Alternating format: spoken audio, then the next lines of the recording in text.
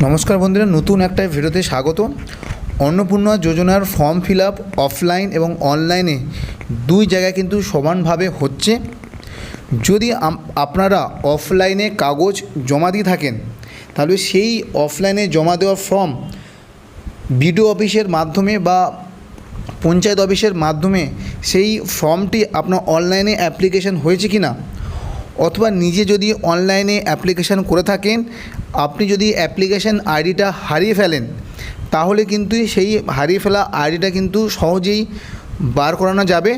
সাথে আপনি যদি অফলাইনে কাগজ জমা দিয়ে থাকেন এবং সেটা অনলাইনে অ্যাপ্লিকেশান করেছে কিনা ভিডিও থেকে বা অঞ্চল থেকে, সেটা কিন্তু আপনি সহজেই জানতে পারবেন। এবং সেটা কীভাবে জানতে পারবেন সেটা আজ আমি আমার এই ভিডিওর মাধ্যমে আপনাকে দেখাবো।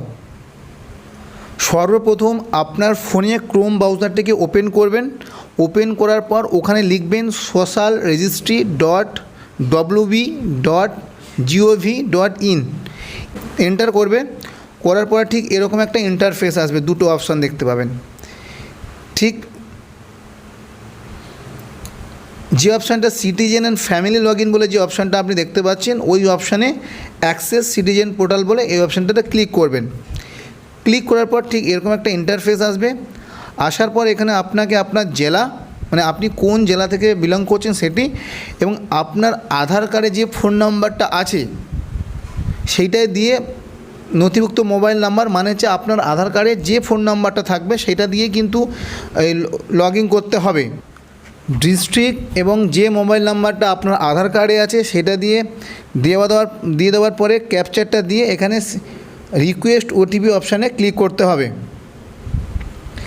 ক্লিক করার পর এখানে ওয়েট করবেন, এখানে একটা ওটিপি আসবে আপনার ওই রেজিস্টার্ড মোবাইল নাম্বারে। ওটিপি দেওয়া হয়ে যাওয়ার পরে ভেরিফাই অ্যান্ড কন্টিনিউ এই অপশানটিতে ক্লিক করবেন।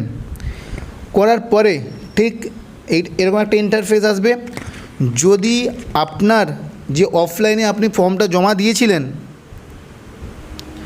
আপনি যে অফলাইনে যে ফর্মটা জমা দিয়েছেন সেটা যদি বিডিও থেকে বা পঞ্চায়েত থেকে অনলাইন করে থাকে, তাহলে আপনার ওই ডিস্ট্রিক্ট এবং আপনার ফোন নাম্বার দেওয়ার পর এবং ওটিপি দেওয়ার পরে কিন্তু এরকম একটা ইন্টারফেস চলে আসবে, এবং যেখানে লেখা থাকবে আপনার অ্যাপ্লিকেশান সাবমিটেড এবং একটা অ্যাপ্লিকেশান আইডি আপনি পেয়ে যাবেন। তখনই আপনি বুঝে যাবেন যে আপনার অনলাইনে অ্যাপ্লিকেশান হয়ে গেছে।